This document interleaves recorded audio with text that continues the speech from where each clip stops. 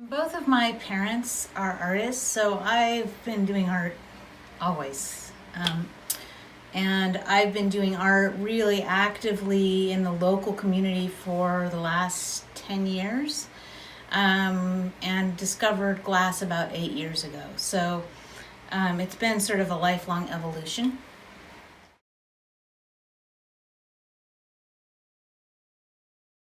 I have a lot of different influences.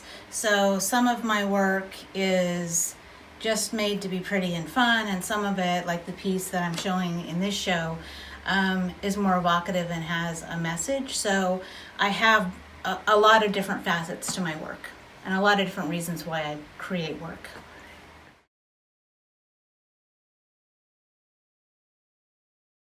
I take influences from a lot of different places. A lot of things inspire me: nature, politics, like so many different things. And so it just sort of is all what swirls around in my head. And then I go out in the studio and I go, oh, okay, this is what I'm thinking about right now. And so sometimes it's just purely aesthetic. It's like, oh, I wonder if this would work. I wonder if I could make this. What happens if I put this together? And then sometimes, like this piece, I have a specific idea that I want to create to relay a certain message.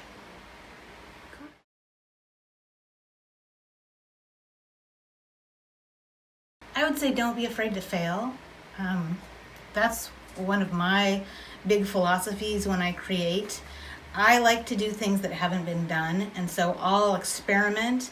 And sometimes it's a horrible catastrophe, but sometimes something really cool happens, and you never know what is going to happen until you do it. So just keep trying things.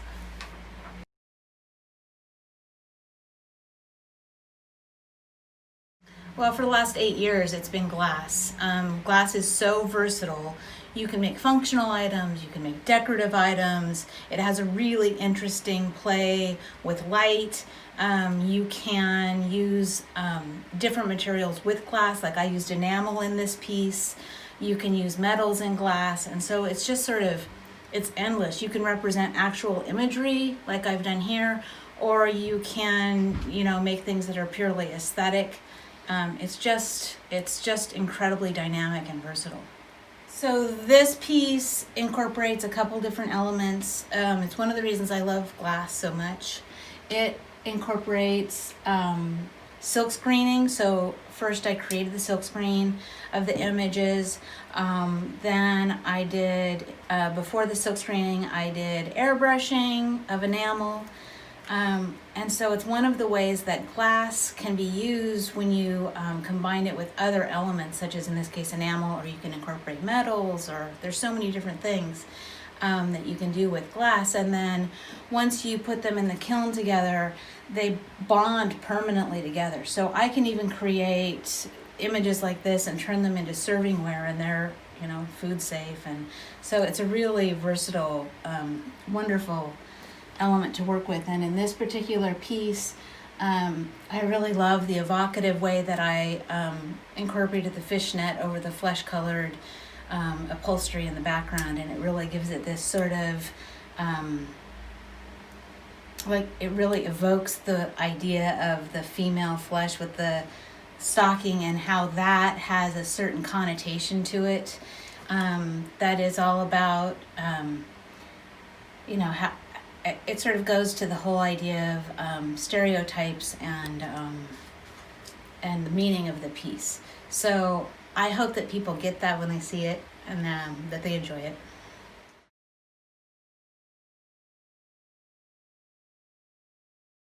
I think both, in the current economy and in the current social environment, a lot of things about art are important. It's a good way for people to express themselves, both in the creation of art, but also in the displaying of art. You can purchase and display artwork in your home that is meaningful to you. And also, right now, we really all just need to be lifted up. And sometimes that's all art needs to do, is be a celebration. And so art is a really good way to bring that joy into your home.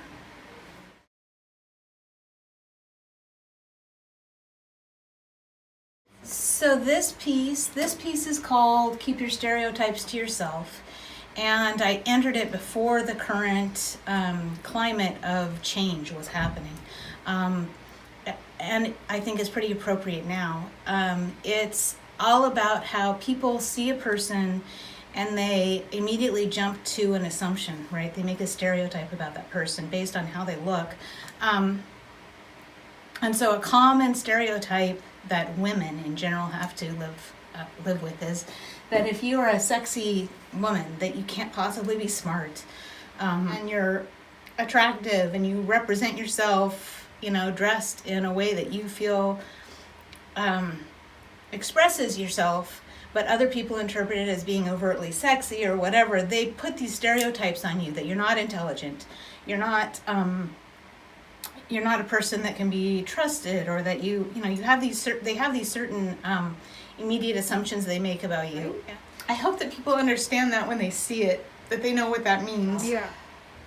They get it or they don't get it.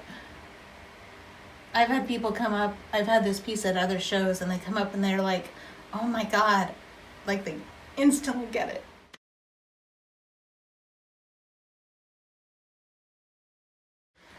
There's so many things that are important to me about supporting Blue Line because it's a opportunity in our community, not only for artists to show their artwork, but also for the community at large to see a variety of artwork, both local artists and international artists. And it's really a gem in our area, and I love being a part of it, and I love supporting it.